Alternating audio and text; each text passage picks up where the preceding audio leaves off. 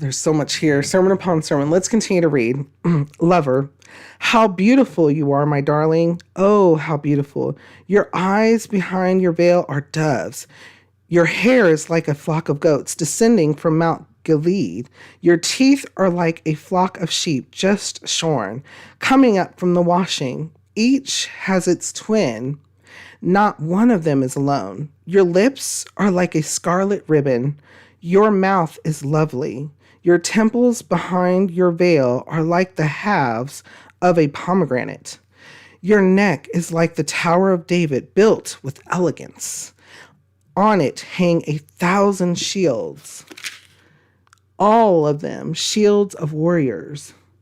Your two breasts are like two fawns, like twin fawns of a gazelle that browse among the lilies until the day breaks and the shadows flee. I will go to the mountain of myrrh and to the hill of incense. All beautiful you are, my darling. There is no flaw in you. I'm going to read this again. All beautiful you are, my darling. There is no flaw in you. Amen.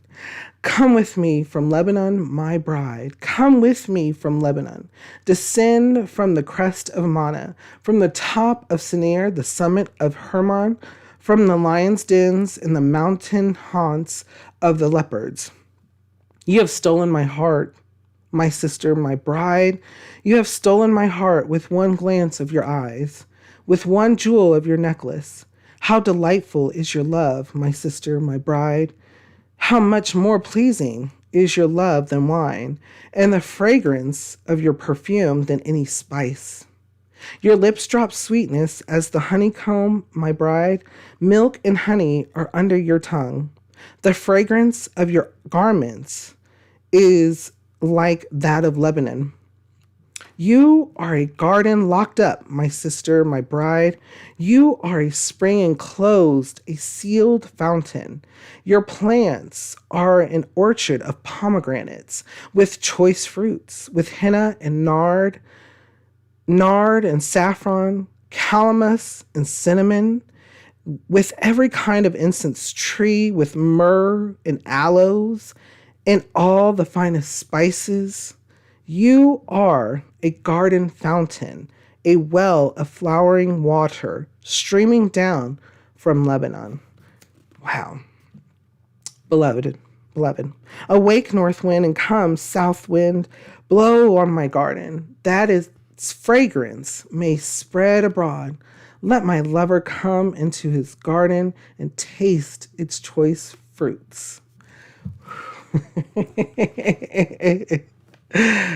Getting intimate. So here we are with, of course, the lover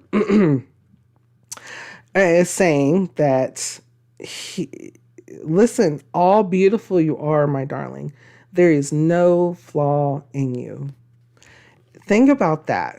Think about even then he's talking to his beloved, and he's saying, "You're so beautiful. You are so beautiful. There's not a flaw in you. You are just perfect.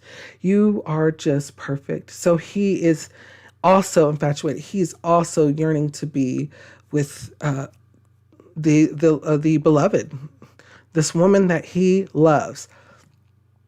Her sight excites the love in him.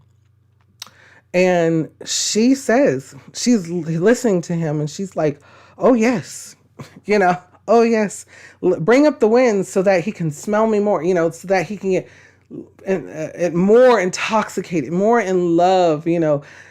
These two people are just deeply in love with each other.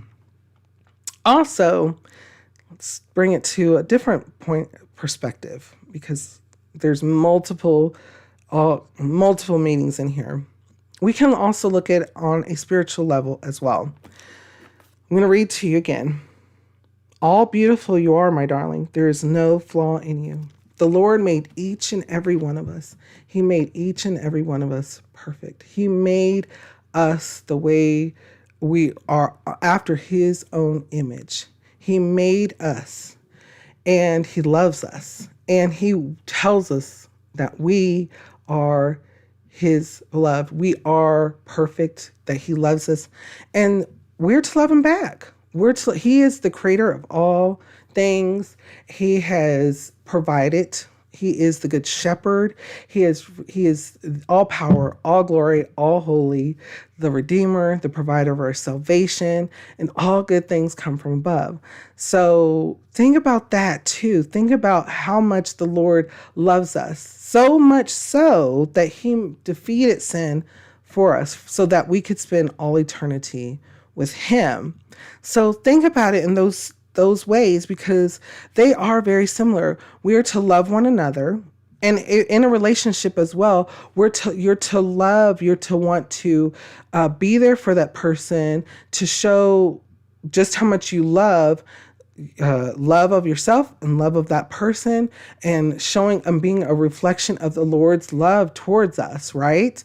And so each and every one of us can be a reflection of the Lord's love, and find that each and every one of us is perfect. Don't look at the flaws. Don't think about immediately, oh, that person's flawed and such, because that is a way, that may be a way of thinking that is putting down a blessing or refusing a blessing.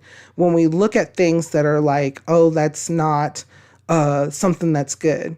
That's something that's bad on that person. Whereas we can look at each other with love, with love, and being representation of the Lord's love for one another. And so there's so much to talk about and think about in this. What kind of thoughts or feelings come to your mind when we read over this? How does it make you feel, and what does it make you think?